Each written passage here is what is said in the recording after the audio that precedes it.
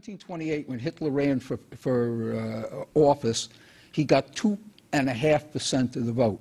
All of a sudden, the Depression happens, and the next thing you know, the German capitalist class starts backing Hitler.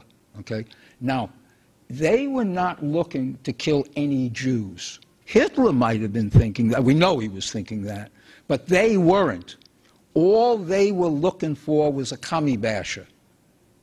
The model they had was Mussolini, okay, who was not anti-Semitic. But, you know, all right, Hitler's anti-Semitic, all right, so what, you know. But they were looking for a commie basher. They were not looking to kill Jews. In fact, they were worried that Hitler was too anti-Semitic and they would lose trade with Jewish businessmen all over the world, okay?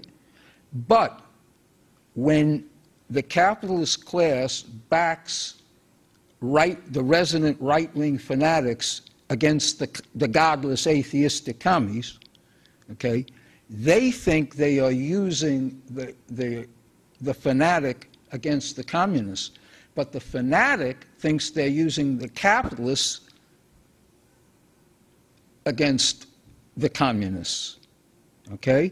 So what literally happened, I mean, that's the best analogy that I can give you. In other words, none of the Americans involved were thinking about taking away the rights of women that they had under the Stalinist regime, but they were looking for a commie basher. Only the commie bashers, when they came to power, they said, thank you very much. What happened was when they came to power, that confirmed in their minds that they were Allah's disciples on earth. And now that we're the disciples on earth, now we can look around for somebody else to mess over with. Okay? Now, what really began to happen was that in 1991, if you recall, Saddam Hussein invaded Kuwait. Okay?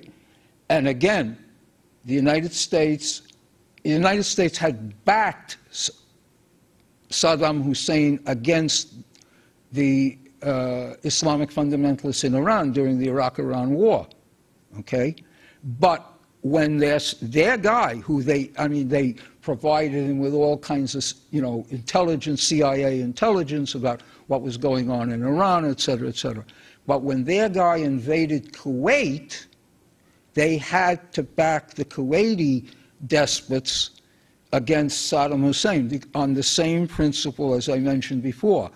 If your guy, one of your despots, is under attack from anybody, if you don't back him, then all the other despots will say, oh my God, they'll do the same thing if I get into trouble.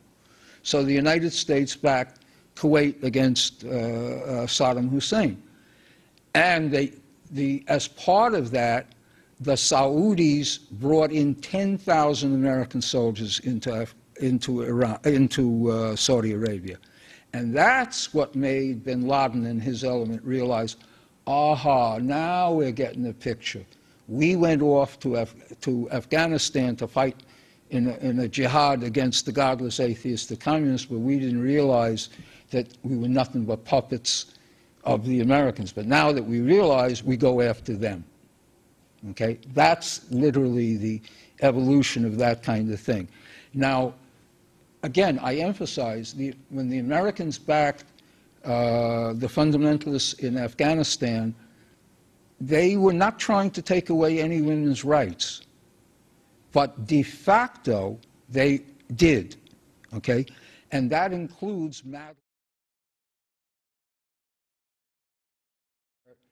the newspapers say, I mean, when I say the newspapers, I'm talking about the New York Times and the Wall Street Journal. Number one, they say 92% of all the heroin in the world is produced in Afghanistan, and that it's produced by two rival gangs, the Taliban and the government of Afghanistan, okay? Which is, of course, supported by the President of the United States, who used to snort cocaine. Right? I mean, you know, I'm not making this up. There's no argument about these facts. I mean, the New York Times repeats the business about drugs and Karzai's brother being the, you know, the major distributor, daily. It's reached that level. I mean, daily, because I clip all the articles on Afghanistan out of the papers. I mean, it just every day and you know, they don't give any evidence, which means they're certain of it. In other words, they are taking the responsibility for saying it, if you follow what I mean. In other words, you know, somebody told them, you know, Karzai's chauffeur or somebody like that, you know, and they don't reveal who it was, but they are saying, we say so, you know, and both the Times and the Wall Street Journal insist on reform.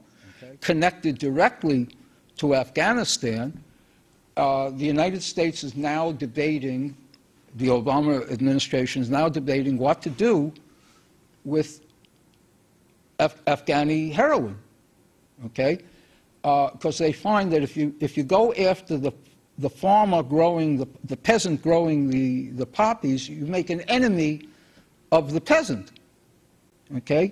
So they're now talking about what we'll do is we'll use drones, you know, drone rockets to shoot at the convoys.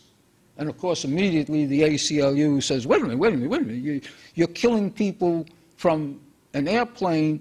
Number one, you're liable to kill innocent civilians, but number two, how do you know that the guys who somebody told you is smuggling heroin is smuggling heroin?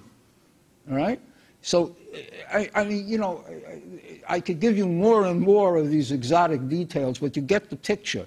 Basically, all that they have to do to wipe out the illegal heroin traffic from Afghanistan is buy the poppies from the peasant. The American government, if it bought the poppies from the peasants and turned it into heroin and then gave it to drug addicts, you would be a big step, a giant step, towards the solution of the heroin problem.